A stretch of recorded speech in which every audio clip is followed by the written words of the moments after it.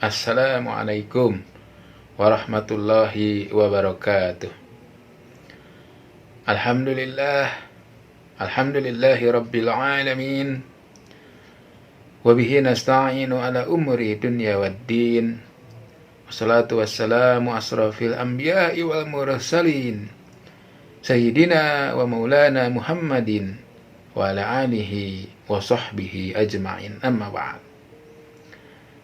Fayal hadirun, ittaqullaha haqqa tuqatihi wa la tamutunna illa wa antum muslimun. Faqala Allah Ta'ala fil Qur'anil Azim wa huwa asdaqul qailin. Bismillahirrahmanirrahim. Kuntum khaira ummatin ukhrijat linnas ta'muruna bil ma'ruf wa tanhauna 'anil munkar wa tu'minuna billah. Al-ayah. Shadaqallahul azim. Ma'asyiral muslimin, para pemirsa channel Lembur Dakwah yang sama-sama mengharap ridho Allah Subhanahu wa taala. Alhamdulillah kita dapat dipertemukan kembali di dalam kajian yang insyaallah akan bertemakan kemerdekaan yang sesungguhnya. Sebagaimana kita ketahui bahwa hari ini di bulan Agustus bangsa Indonesia memperingati kemerdekaannya yang sudah ke 78 atau 79 tahun, yang tentu umur kemerdekaan ini sesungguhnya sudah, kalau diukur dengan ukuran umur manusia, itu sudah tua gitu ya. Yang sejatinya kalau sudah di umur tua ini sudah menikmati masa-masa pensiun gitu ya. Menikmati hasil jerih payah apa-apa yang telah diusahakan atau dikerjakan selama berpuluh-puluh tahun tentunya di alam kemerdekaan ini. Akan tetapi secara kenyataan sampai hari ini negeri kita masih terpuruk di dalam menyelesaikan kemiskinan, kesengsaraan, sumber daya alam yang semakin hari semakin rusak. Kemudian sumber daya manusianya yang makin hari makin turun kualitasnya. Bahkan korupsi, kolusi, nepotisme, apa-apa yang kemudian oleh para mahasiswa di tahun 98 dan tahun-tahun sebelumnya yang kemudian mencetuskan gerakan untuk merubah ya, atau menginginkan perubahan terhadap Indonesia ini, sehingga rezim-rezim kemudian satu dan lainnya saling bertumbangan, digantikan oleh penguasa yang baru. Akan tetapi harapan demi harapan yang telah diperjuangkan oleh tentunya seluruh rakyat Indonesia makin hari justru makin jauh dari cita-cita kemerdekaan itu sendiri. Ma'asyiral muslimin rahimakumullah. Sesungguhnya kalau kita mau melihat kenyataan bahwa negeri ini ya sampai hari ini masih terjajah, terutama oleh asing dan asing, terutama oleh oligarki. Kalau bicara masalah penjajahan di dunia ini, penjajahan itu bisa dipilah menjadi dua. Yang pertama penjajahan fisik, dan yang kedua penjajahan non-fisik.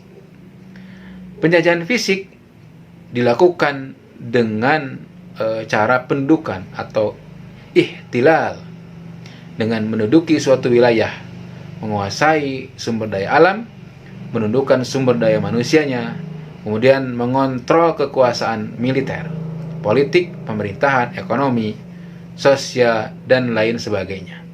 Inilah yang dilakukan oleh negara-negara penjajah barat, pengusung utama ideologi kapitalisme sekuler pada masa lalu, khususnya di dunia Islam, termasuk negeri ini.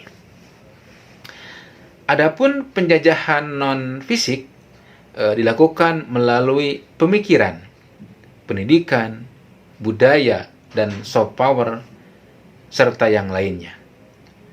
Biasanya dilakukan dengan menggunakan strategi dan agen yang ditanamkan di suatu negeri. Mereka ditanam di semua sektor, dari mulai sektor politik, pemerintahan, militer, ekonomi, budaya, agama, hukum, dan lain sebagainya. Itulah yang dilakukan oleh negara-negara penjajah barat pengusung utama ideologi kapitalisme sekuler pada masa kini, khususnya di dunia Islam, termasuk negeri kita yang kita cintai.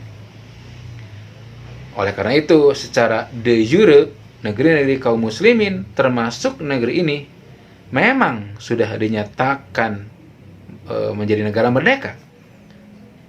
Ini karena kaum penjajah telah lama meninggalkan negeri kaum muslimin.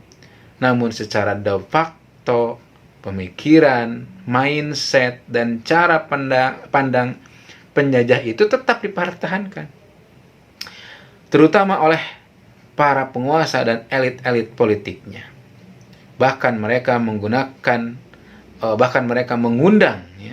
penjajah itu untuk mengangkangi dan mengeruk kekayaan negeri mereka atas nama investasi dan lain sebagainya. Ma'asyiral muslimin rahimakumullah. Terkait dengan negeri kita, yakni Indonesia, era penjajahan fisik yang dialami bangsa ini memang sudah lama berakhir. Kaum penjajah yang pernah menjajah negeri ini pun seperti Portugis, Belanda, Inggris, dan Jepang sudah lama meninggalkan negeri ini. Negeri ini bahkan telah merayakan kemerdekaannya sekaligus hari ulang tahunnya yang hari ini sudah menginjak tahun yang ke-78. Namun sayang, setelah 78 tahun merdeka, cita-cita kemerdekaan yang diangan-angankan oleh bangsa ini, yakni keadilan, kemakmuran, kesejahteraan, kemahrifah loh jinawi, masih jauh panggang dari api. Terbukti angka kemiskinan masih tinggi, angka pengangguran masih besar, biaya pendidikan, khususnya pendidikan tinggi, masih mahal, harga BBM, listrik, LPG, bahkan sebentar baru Juli kemarin LPG yang 3 kg yang gas melon itu sudah naik ya, 3.000 naiknya. Itu di tingkat agen, nggak tahu di tingkat eceran gitu ya.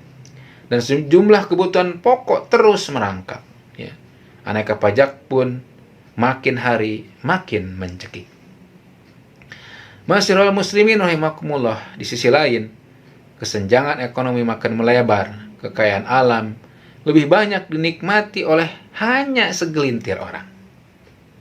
Mereka adalah para penguasa dan korporasi asing dan asing.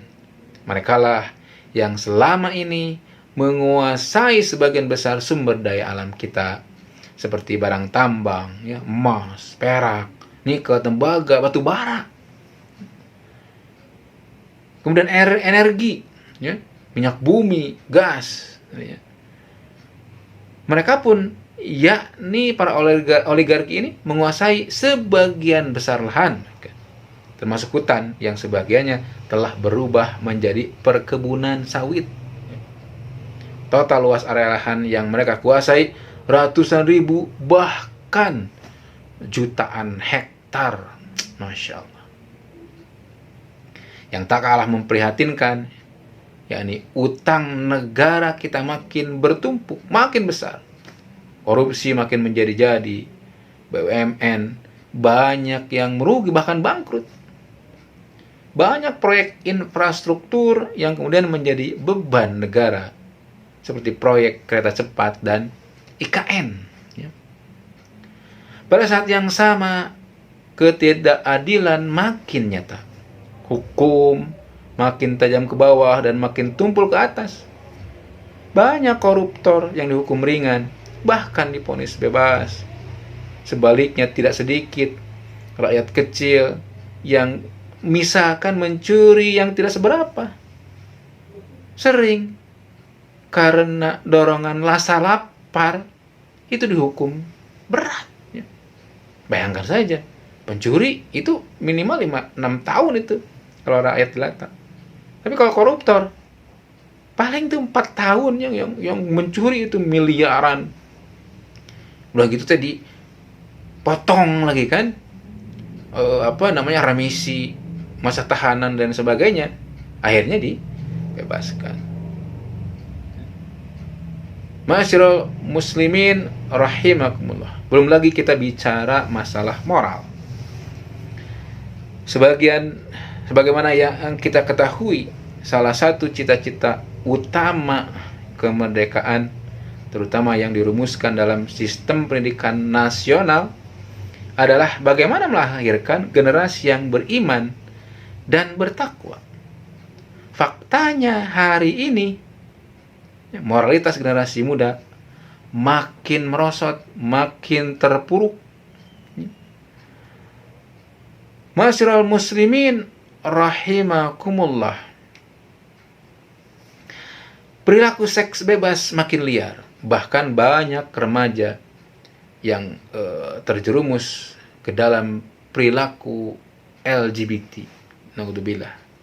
Banyak dari mereka yang terjerat narkoba, kasus bullying atau perundungan, ya. Khususnya di kalangan pelajar dan remaja juga makin sering terjadi. Bahkan ya, kasus kejahatan dengan pelaku pelajar dan mahasiswa ini sudah sering kita saksikan. Ragam kriminalitas pun makin hari makin beragam dan makin mengerikan. Naudzubillah. Semua persoalan yang membelit bangsa ini bermuara pada penjajahan bangsa ini secara non-fisik, bahkan dalam wujud yang paling fundamental, yakni keterjajahan secara pemikiran atau ideologi. Harus diakui bahwa bangsa dan negeri ini telah lama terjajah oleh pemikiran atau ideologi kapitalisme sekuler. Keterjajahan oleh pemikiran ideologi kapitalisme sekuler inilah yang menjadikan bangsa dan negara ini terjajah secara non-fisik dalam berbagai bidang lainnya. Terjajah secara ekonomi, sosial, politik, budaya, hukum, pendidikan, dan lain-lain. Dengan demikian, kita memang layak dan wajib bersyukur karena kita telah lama terbebas dari penjajahan fisik. Namun, kita pun harus merasa prihatin dan tidak boleh melupakan bahwa bangsa ini masih dalam keterjajahan secara non-fisik yang bermuara pada keterjajahan secara pemikiran dan ideologi, yakni oleh ideologi atau pemikiran kapitalisme sekuler. Ma'asyiral muslimin rahimakumullah.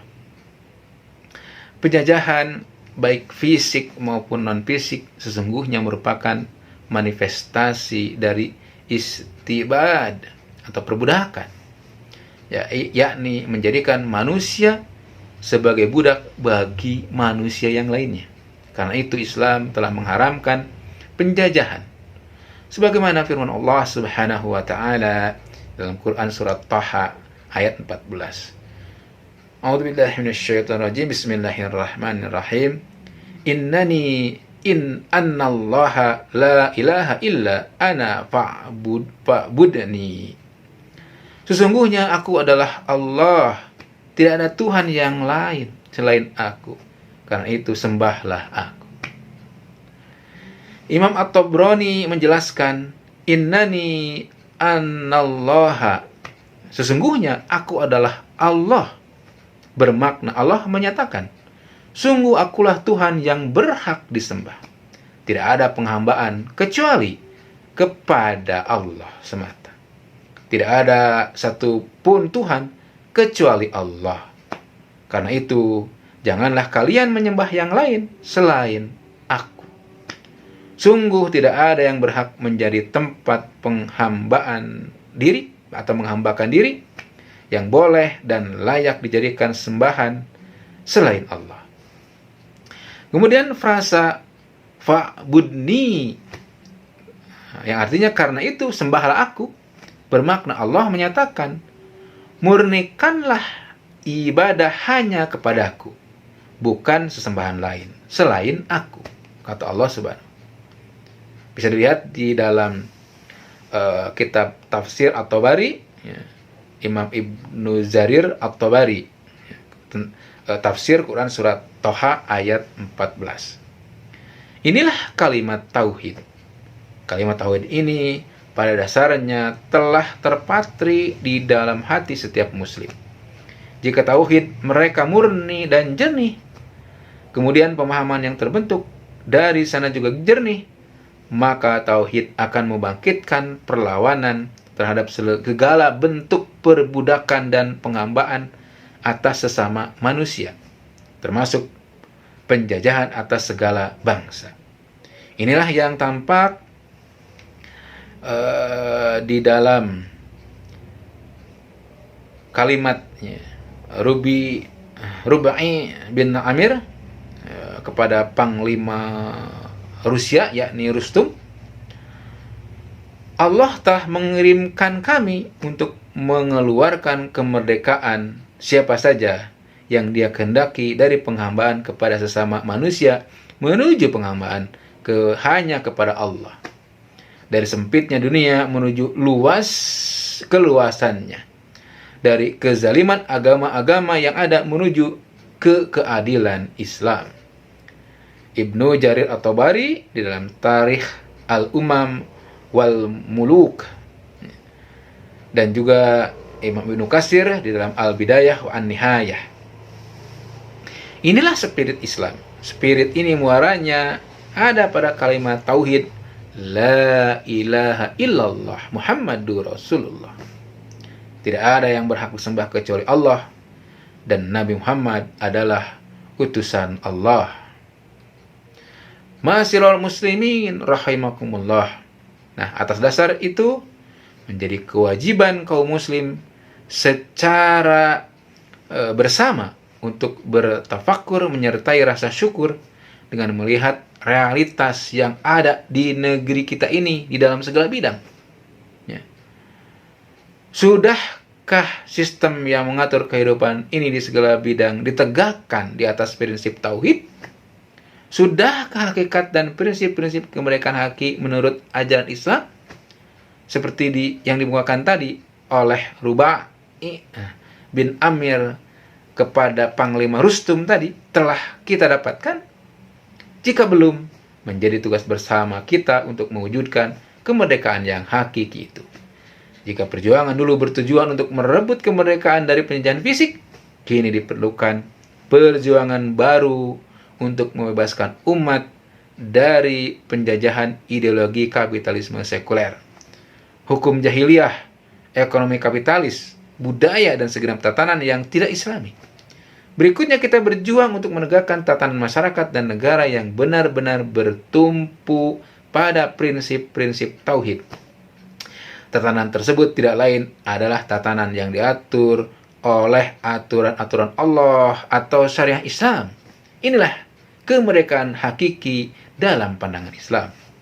Dengan demikian, bangsa dan negeri ini bisa dikatakan benar-benar meraih kemerdekaan hakiki ketika mereka mau tunduk sepenuhnya kepada Allah. Tentu dengan mentaati seluruh perintah dan larangannya. Caranya dengan melepaskan diri dari belenggu ideologi dan sistem sekuler yang bertentangan dengan tauhid seraya menegakkan sistem Islam secara totalitas, secara ka'afah. Selain itu, Misi Islam adalah mengeluarkan manusia dari kegelapan menuju cahaya. Maka dari itu, tidak ada negeri yang dikuasai Islam berubah kusam, sengsara, mundur, dan terbelakang. Pada masa lalu, misalkan Spanyol dan beberapa negeri Eropa lainnya, justru mencapai kemajuan ketika berada di bawah kekuasaan Islam, saat belahan dunia lain sedang mengalami masa kegelapan. Alhasil, bangsa dan negeri ini pun, jika ingin lepas dari kegelapan menuju kepada cahaya, atau jika ingin bebas dari segala keterpurukan sebagaimana yang terjadi saat ini menuju era kebangkitan dan kemajuan, mau tidak mau harus merujuk kepada Islam. Caranya yakni dengan menerapkan pemikiran dan ideologi serta sistem Islam secara kafah dalam seluruh aspek kehidupan dalam naungan khilafah ala minhaj nubuwah. Masyiral muslimin rahimakumullah. Demikian kajian yang bisa kami sampaikan. Mohon maaf atas segala kekurangan dari kebodohan al-fakir, dan kebenaran hanyalah dari Allah Subhanahu wa taala. Wa abu minkum hidinash shiratal mustaqim. Wassalamualaikum warahmatullahi wabarakatuh.